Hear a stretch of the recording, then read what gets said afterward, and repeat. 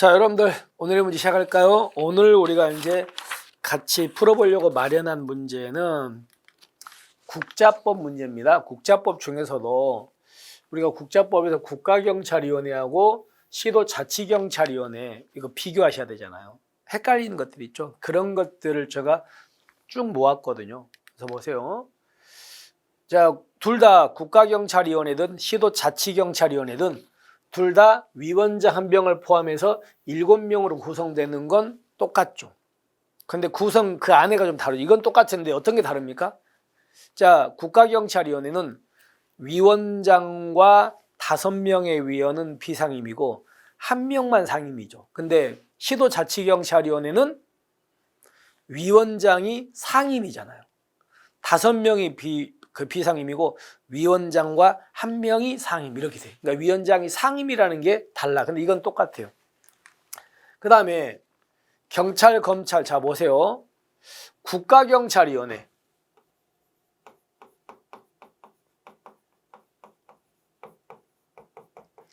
국가경찰위원회 위원회 결격사유가 있거든요.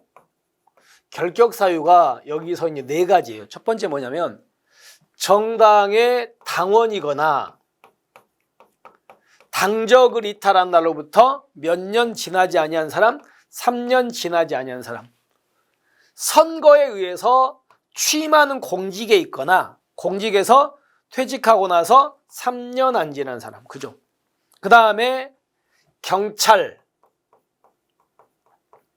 그 다음에 검찰, 그 다음에 국정원 직원, 그리고 군인직에서 퇴직한 날부터 3년 안 지난 사람. 됐습니까? 자, 그리고 또 하나가 국가공무원법상 공무원 결격사유가 있는 사람이에요. 국공법상 공무원 결격사유. 이렇게가 바로 국가경찰위원회 결격사유거든. 근데 시도 자치경찰위원회 있죠. 자치경찰위원회 위원회 결격사유는요. 정당의 당원 이거 똑같습니다. 선거 이것도 똑같아요. 그리고 얘도 똑같아요.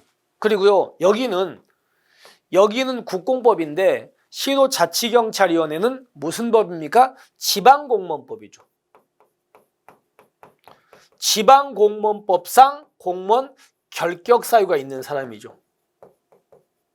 이게 여기가 조금 달라요. 국공법, 지공법. 근데 거의 똑같죠. 그리고 하나가 조심할 게 여기에만 있는 게 있어요.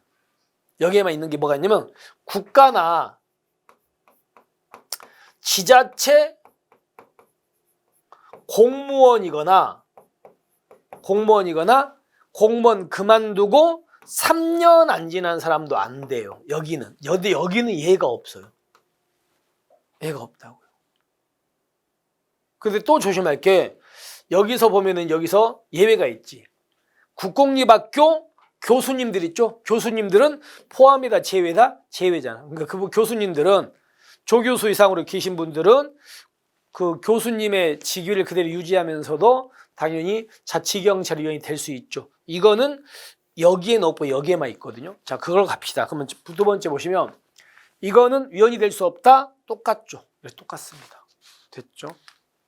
그 다음에 위원 임기는 3년이고 연임할 수 없고 보궐위원 임기는 전임자의 남은 기간이다. 이것도 국가경찰위원회, 자치경찰이 둘 다 똑같습니다.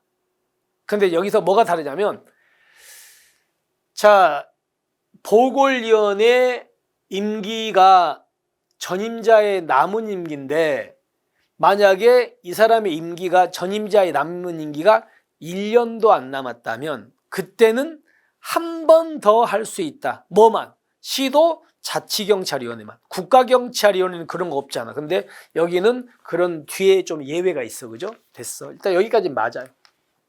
그 다음에 위원은 중대한 신체상 정신상 장애로 직무 수행할 수 없게 된 경우 빼고는 의사에 반해서 안 잘리는 것도 둘 다 똑같습니다. 둘 다 똑같아요. 그 다음에 위원은 특정성이 10분의 6을 초과하지 않도록 노력해야 된다도 똑같습니다. 요 초과하면 안 된다 가지고 노력해야 된다. 맞습니다. 이것도.